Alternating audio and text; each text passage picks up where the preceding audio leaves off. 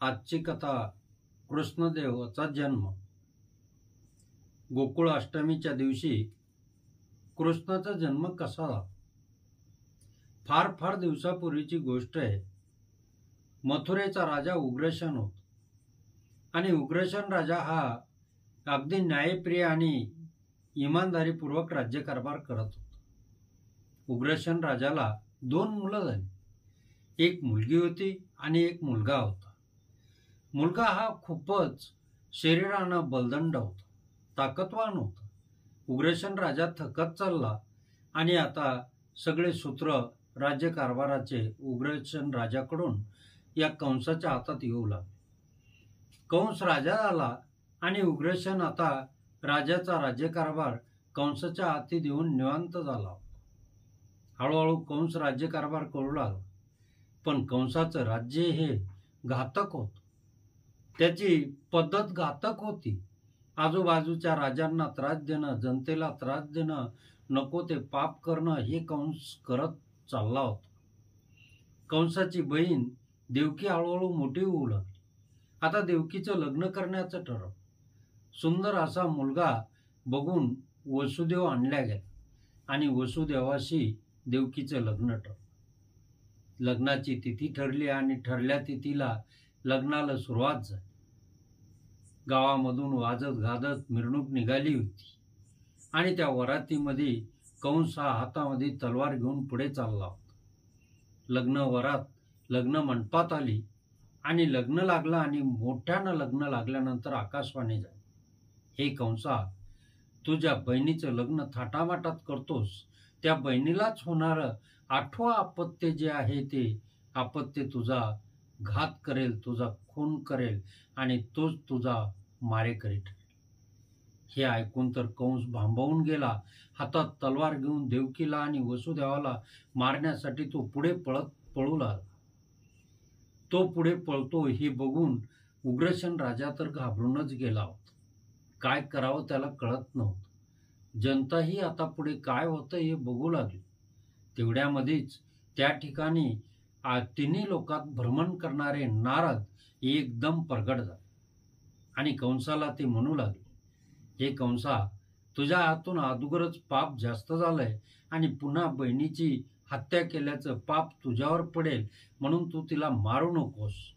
तू एक काम कर, हिला होणारे जेवढे मुलं असतील, जेवढे बाळ असतील तेवढे मारून टाक, परंतु देवकीला आणि वसुदेवाला मारू नकोस, हे पाप महाघातक आहे।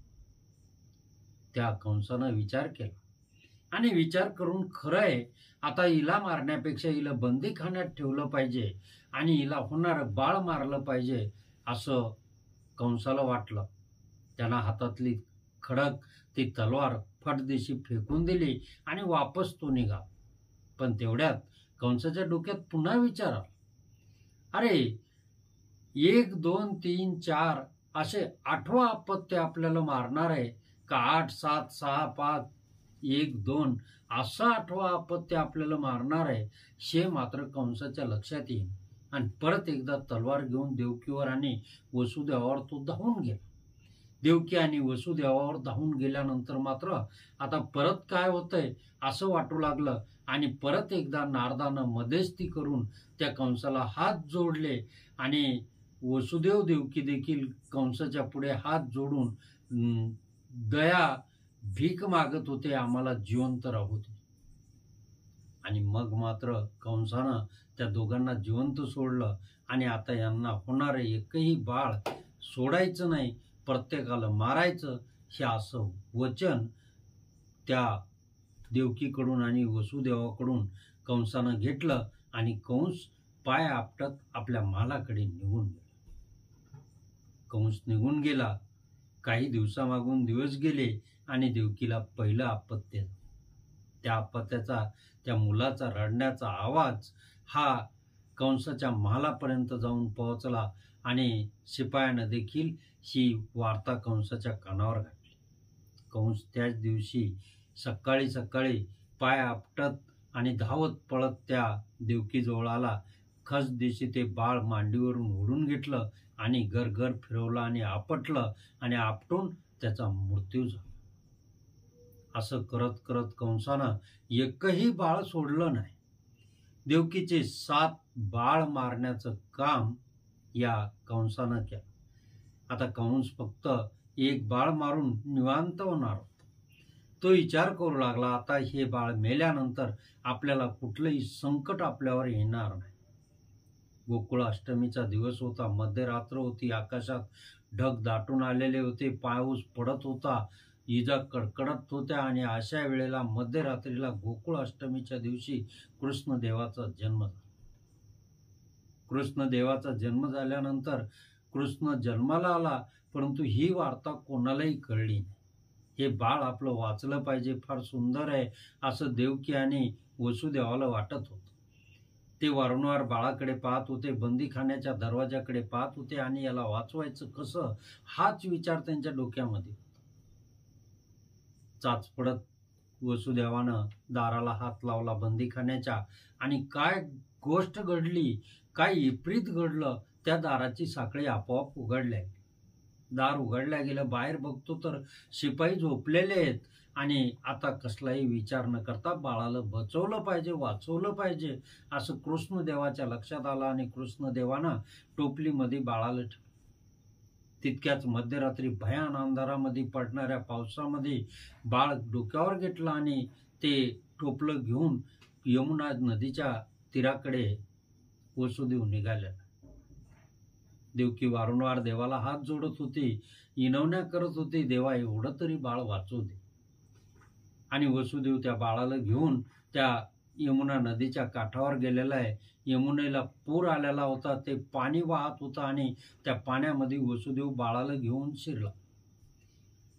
जसा वसुदेव बाळाला घेऊन पाण्यामध्ये गेला तसं पाणी वाढतच होतं, परंतु कसला विचार न करता फक्त बाळ वाचलं पाहिजे एवढाच विचार त्या वसुदेवाच्या मनामध्ये होता. आणि तो त्या पाण्यात असणाऱ्या 7 इंचावाची कसल्याही प्रकारची विचार न करता तो पुढे पाण्यातून जात होता.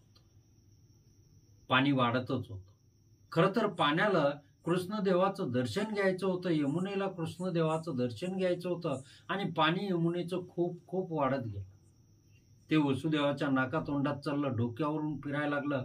हे कृष्णाला कळलं आणि कृष्णानं आपला पाय टोपलीच्या बाहेर काढला.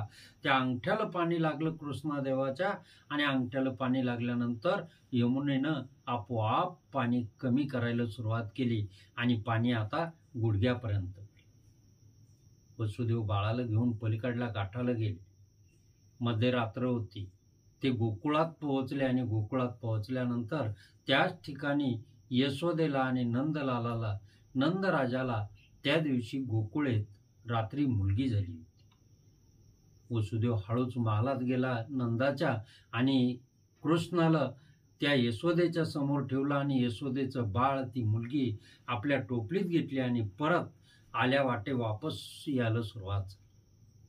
तो यमुना नदी ओलांडून बंदीखान्यात आला आणि बंदीखान्यामध्ये मथुरेत त्या ठिकाणी आपोआप दार लागल्या गेले आणि ती मुलगी यशोदेची देवकीच्या समोर ठेवताच ती मुलगी मोठमोठ्यानं रडू लागली.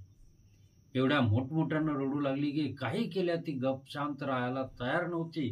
ती देवकी तिला शांत करण्याचा प्रयत्न करत होती, परंतु मुलगी मात्र शांत राहत नव्हती आणि ती मोठमोठ्यानं रडण्याचा आवाज काढत. ही वार्ता पाहता पाहता त्या कंसाच्या कानावर गेली. शिपाई धावत पळत त्या कंसाकडे गेल्या आणि देवकीला बाळ झालं ही वार्ता कंसाला सांगत. कंस तर भांबावून गेला होता. हे 8वं अपत्य आहे आणि हेच माझा घात करणार आहे, मला मारणार आहे, याला तर सोडलंच नाही पाहिजे, मारलं पाहिजे. आणि म्हणून कंस आहे त्या अवस्थेमध्ये तलवार घेऊन त्या देवकीच्या मालाकडे पळत सुटला. त्याच्या मागोमाग शिपाई पळत गेले. देवकी बाळाला मांडीवर घेऊन त्याला गप शांत करण्याचा प्रयत्न करत होते. कंस तिथे जाऊन पोहोचला आणि खसकन ते बाळ मांडीवरलं ओढलं आणि ओढून त्याच्यावर तलवार उगारली. तलवारीनं मारण्यापेक्षा गर आकाशात त्यानं फिरवलं आणि जमिनीवर आपटणार तोच ते बाळ हातातून निसटलं आणि आकाशात उंच गेलं. आकाशात उंच जाऊन त्यानं मोठ्यानं आकाशवाणी केली. हे कंसा, तुझं पाप, तुझा अत्याचार या पृथ्वी तलावर खूप वाढला. तुला मारणारा तर अगदी आनंदात सुखात तिकडे जगतोय, वाढतोय. तू काळजी करू नकोस, आता मरणाचे दिवस मोज, तुझं मरण जवळ आलं, अशी आकाशवाणी झाली.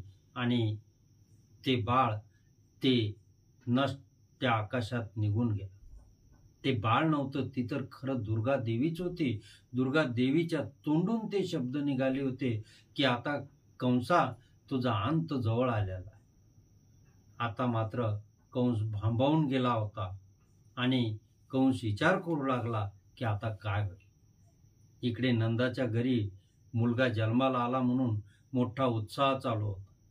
7ही दिवस अगदी आनंदात गोकुळ अष्टमीचे लोक घालवत होते आणि त्याच दिवशी जन्म झालेल्या बाळाचं नाव गोकुळ अष्टमीला जन्म झाल्यामुळे कृष्ण ठेवण्यात आलं आणि कृष्ण आता गोकुळात हळूहळू वाढू लागला. मित्रांनो, या गोष्टीचा तात्पर्य एकच आहे की ज्या ज्या वेळेला पृथ्वी तलावरती पाप वाढेल, अत्याचार करणारे वाढतील, त्या त्या वेळेला ईश्वर कोणाच्या न कोणाच्या पोटी जन्म घेतो आणि या पाप्यांचा नायनाट करतो. इथे थांबतो. गोष्ट जर आवडली तर लाईक करा, शेअर करा आणि सबस्क्राईब करायला विसरू नका. जय हिंद, जय महाराष्ट्र, जय शिवराय.